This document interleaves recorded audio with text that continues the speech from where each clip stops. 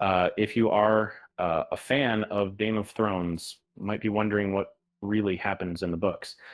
Uh, Before we dive into the world of Westeros, be sure to hit that like button and subscribe to our channel for more content. Daenerys Targaryen, the Dragon Queen, is one of the most iconic characters in the series. But did you know that there's more to her story in the books? Uh, in George R. R. Martin's A Song of Ice and Fire series, Daenerys's physical traits are different from the show. In the books, she has silver hair and violet eyes, uh, a characteristic unique to the Valerian bloodline. In the show, Daenerys's age was increased, and her younger age in the books adds to the shock of her marriage and intimate scenes with Khal Drogo. The books also delve into aspects of Dany's past character traits and political struggles in Essos that are not present in the show. One of the most significant differences between the books and the show is Daenerys's backstory. In the books, Daenerys frequently recalls a house in Braavos with a red door and a lemon tree outside, which seems to contradict the cold and barren environment is Braavos.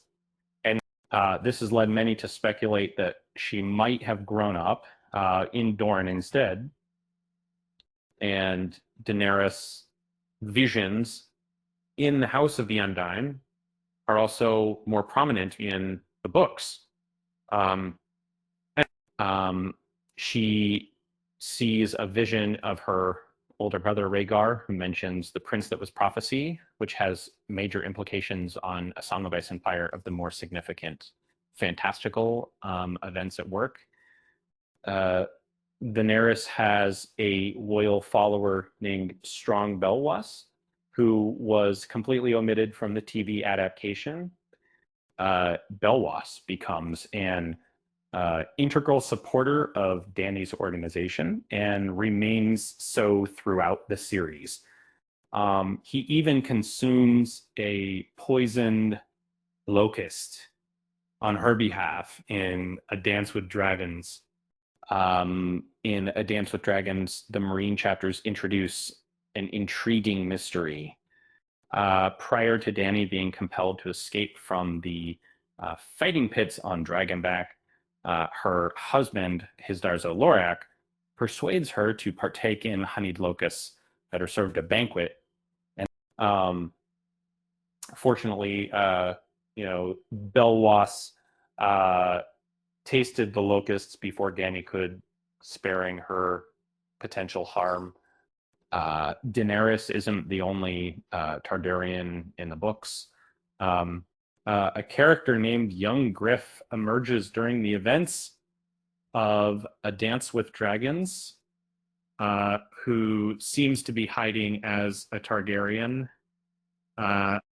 He asserts that he is Aegon Targaryen, the son of Rhaegar and Elia Martell, who was thought to have perished in the sack of King's Landing many years ago. And Quaithe is more important in A Song of Ice and Fire. In the books, she appears not just once, but on 3 occasions, starting from A Clash of Kings. She even repeats enigmatic advice given in a previous novel, urging Dany to journey beneath the veil. Quentin Martell tries to tame one of Daenerys' dragons. In George R. R. Martin's A Dance with Dragons, Doran Martell's son, Quentin, sets out to Meereen to negotiate with Daenerys, proposing marriage to form an alliance in Westeros. However, in the show, Varys arranges an alliance between Daenerys and Dorne through Alaria Sand. Victarion Greyjoy hopes to control one of Daenerys's dragons. In the books, Dick Carrion loses the King's Moot to his brother Euron Greyjoy, making him a valuable pawn in Euron's schemes across Westeros. With a dragon horn now in his possession, Euron aims to manipulate one of Daenerys's dragons using this mystical instrument. And then finally, there are differences in Daenerys' supporters and ASOIF. In the books, Missandei is just 10 years old when first introduced, and she's not romantically involved with Grey Worm. Jorah's struggle with grayscale is not depicted in the books, where this storyline centers around John Connington instead. And as the saying goes, a dragon is not a slave. And it seems like Daenerys's story in the books is far from being a slave to the show. With that said, thanks for watching, and until next time.